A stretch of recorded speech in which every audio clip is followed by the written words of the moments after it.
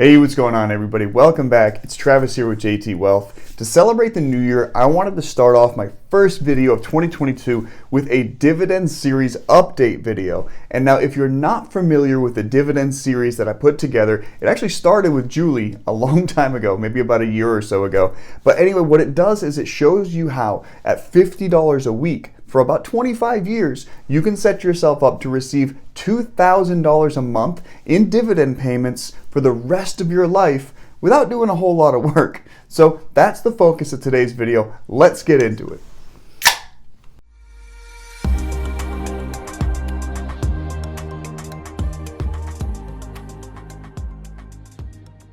Alright, thanks for checking out today's video, guys. Hopefully you find some value in it. If you do me a favor, smash the like button for me, consider subscribing to the channel, and leave me a comment in the comment section down below if the information is helpful.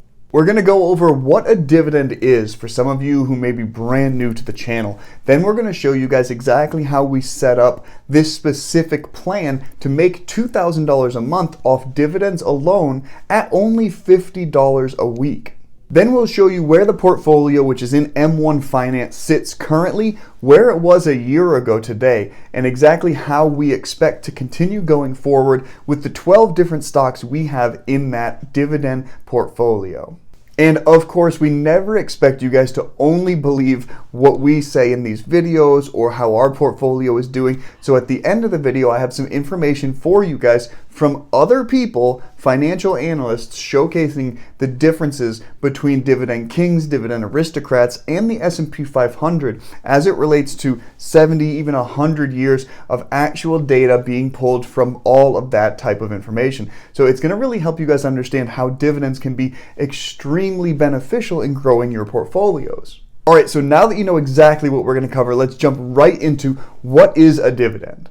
And this comes from Investopedia, and it says a dividend is the distribution of some of a company's earnings to a class of its shareholders as determined by the company's board of directors. And some of the key takeaways are that a dividend is the distribution of some of a company's earnings to a class of its shareholders, like we said. It's also payments made by publicly listed companies as a reward to investors for putting their money into the venture. And its announcements of dividend payouts generally come accompanied by a proportional increase or decrease in the company's stock price. And although it's not mentioned on Investopedia in that specific little clip, these are usually big blue chip companies that have been around for a long time that don't necessarily need to use the money for research and development, but instead can celebrate their investors by providing them with those dividends. All right, and now let's take a look at that $50 a week 25-year plan that Julie initially created for this specific dividend investing series. Here is the information as we put together on MarketBeat. So you basically just set up however you want to create your portfolio, and you can do all sorts of things within here. But we set them up as quarterly distributions with DRIP or dividend reinvestment plan, yes. That means every time you receive a dividend, you purchase back into that specific stock at whatever the dividend rate was. Now, as far as the annual contribution goes, we did $2,600 a year, which equates out to $50 at 52 weeks. And we put the dividend tax rate at about the average of 15%. The annual dividend yield, this is specific to our portfolio, and we're going to show you guys exactly which 12 stocks we're invested in, but the average yield of those 12 ended up being 5.16%, which is what we inputted here. Now, the expected annual dividend income increase, we put at 0.5% per year just to be very conservative. So now looking at the bottom, you can see that graph shooting upwards exponentially after a certain amount of time. When that drip really kicks off after about year 10, you start seeing exponential growth in your portfolio balance. Now, after 25 years, with only $50 invested every week, you end up having almost $400,000, which equates out to an annual dividend of almost $24,000 or about $2,000 per month. All right, now that you know the plan and exactly how we did the math to come up with this specific, super simple, easy baseline investor portfolio to set up a fantastic $2,000 a month dividend payout in 25 years. Let's look to see exactly how that specific portfolio is doing today. And here you can see that portfolio is sitting at $4,467.45, which is a gain of almost $860 since inception. We do have about $120 sitting in cash balance, as I update that frequently so that there's enough money to put that $50 a week into the account. So that does push the account over that $4,580 mark. Value over time obviously just increasing exponentially, little by little at $50 a month. But let's see where we were 1 year ago. Here you were, January of 2021, with the JT Wealth dividend portfolio. It had recently kicked off and we were sitting around $1,350, still about $120 cash balance sitting in there, as always, just to make sure the money is there for the next investment period. But if you note, within 52 weeks, at $50 a week, you would come up with about $2,600 of actual investable money. Well, from $1,354 to $4,500 is definitely more than $2,600. It's closer to $3,100. So in the short period we've invested thus far, we have already gained about $600, well, about $500 something dollars in dividends and portfolio growth so far. And that, of course, is due thankfully in part to DRIP, or the dividend reinvestment plan, as well as those specific stocks doing very well over the last year. I think we have one that may be negative in the overall scheme of things, but the stocks that we've got, the 12 we've got in here that we're going to talk about next, have done very, very well for us. Speaking of those 12 stocks, let's take a look at which ones they are and how they're doing. We've got Pfizer, Realty Income, AT&T, the Invesco S&P 500 High Dividend Yield, Coca-Cola, and AbbVie rounding out the top 6. Now this is in no specific order, that's just where they stand right now. If you'll note, Pfizer's up 113%.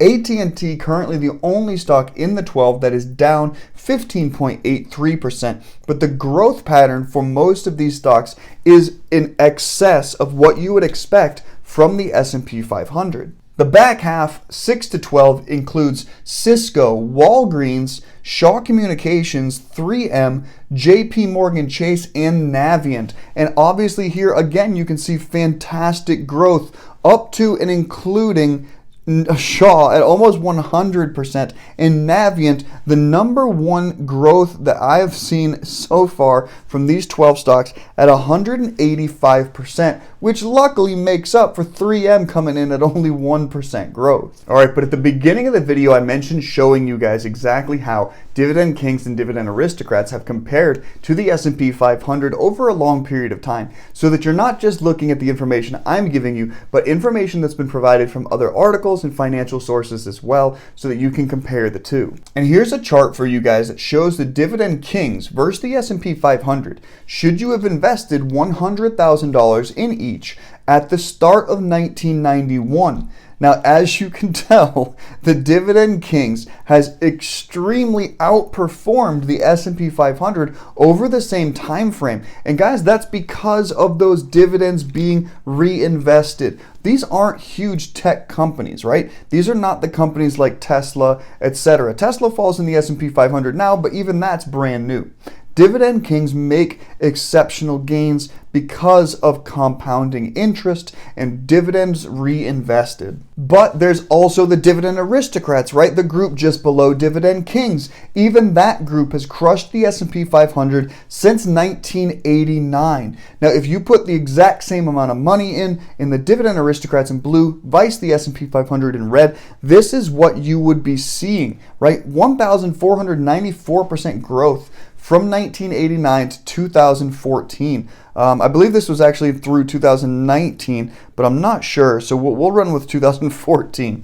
Anyway, guys, this is 100% almost identical to what occurred with the Kings, and again, it's because of those dividends being reinvested into the companies and creating, not compounding, growth. Now, there's 3 reasons why Dividend Kings will outperform the S&P 500.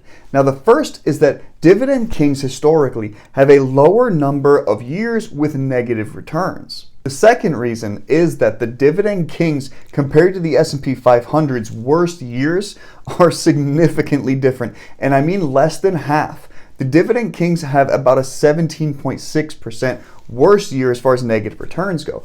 But the S&P 500 is sitting at around 36.8% negative returns, which is a huge difference in the overall scheme of how your portfolio is going to continue to grow. The third and final reason the Dividend Kings will beat the S&P 500 is because of those 20 years. The Dividend Kings outperformed the S&P 500 for 12 out of 20 years. So there it is, guys. That's the update for the current dividend portfolio series as far as where the account sits, how much money's in it right now, where the growth has been, where the growth hasn't been. You saw the highs and the lows for those specific 12 stocks we've got in there. Then we went over exactly what we can expect from Dividend Kings, aristocrats, and comparing those to the S&P 500. Now, as always, guys, none of this is designed to make you say, hey, I'm going to go out and buy or sell any specific stock at all. This is just our portfolio, and we are not financial advisors. This is all provided for information and entertainment purposes only. But should you decide to go out and create your own dividend portfolio so that you can follow along and track this specific series until that 25-year mark and get your own $2,000 a month from dividends just by doing $50 a month, you can use any portfolio series you want, any platform you want, I should say. You've got Webull, Robinhood, M1 Finance, whatever one fits your portfolio preferences the best, guys. I'm not going to tell you which one to use, but you can get links to each of these investment apps in the description section down below. And when you use our link, it really helps out the channel, guys. So we appreciate you doing that. All right, guys, but that's it for the dividend series update video. Hopefully you enjoyed it. Please, if you did, smash the like button for me. Consider subscribing to the channel. Again, I hope you've had a fantastic new year. You were all safe, and we can continue to make some green money in 2022. And until next time, guys, bottoms up.